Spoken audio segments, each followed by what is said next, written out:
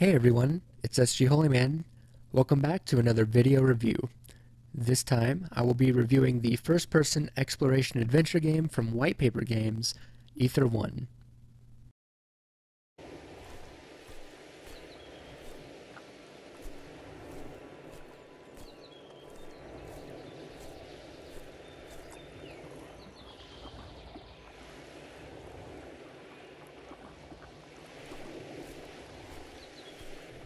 The story of Ether 1 deals with the complex issue of dementia.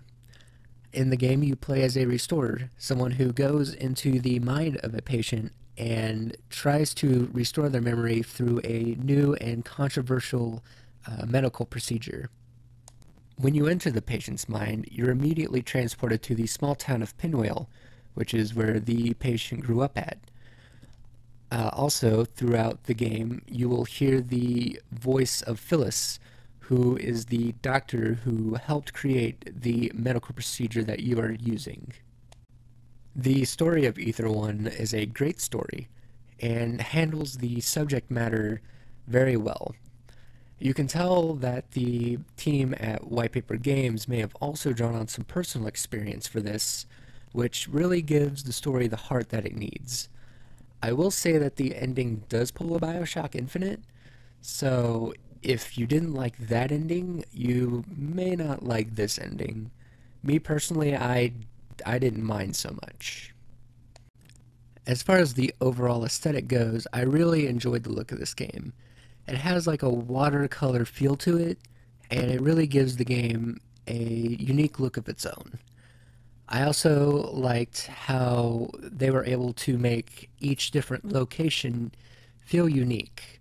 My only issue is that while I understand that a small industrial town would have mines all over the place, they have 2 out of the 5 locations be a mine, and I would have rather preferred just keep the initial mine and then try and create something new for an environment.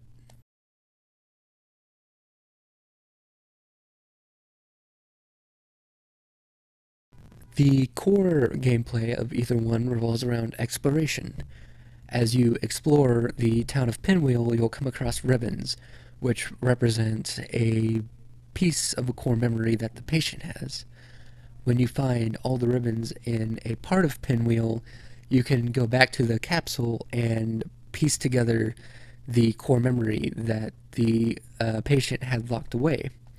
I actually enjoyed this because not only did it allow exploration of the town of Pinwheel, but it also gave me a chance to look at the environment, which helped flesh out the story of not only the patient, but some of the citizens that were in Pinwheel and ultimately what happened to the town.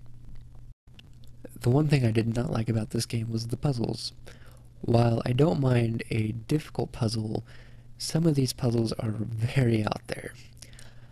And while I do like the idea of the puzzles being optional and to help further flesh out some aspects of the story, it does take away from the pace of the overall story that the game is trying to tell. Another thing to bring up is the capsule. You can only carry one item at a time, and to compensate, you can press the triangle button on the PS4 version of this game and instantly travel back to your capsule and store the items there. And you can freely switch back and forth between this and the main world and, quickly go through your inventory. While this may be cumbersome for some, and you may just want a regular inventory, I personally did not mind this at all.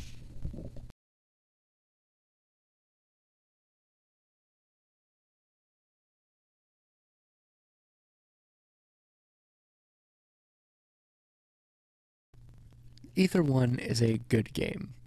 While it has a great story and exploring the town of Pinwheel is fun, the puzzles are a little too difficult for this game and they get in the way of the pace of the story that the game is trying to tell. I will give this game an 7.5 out of 10. If you liked what you've seen, you can go ahead and like this video, share it with your friends, and subscribe to my channel for more reviews in the future, and I also have Let's Plays going on as well. Thank you guys for watching, and I will see you next time. But for now, here's a little more gameplay footage of Ether 1.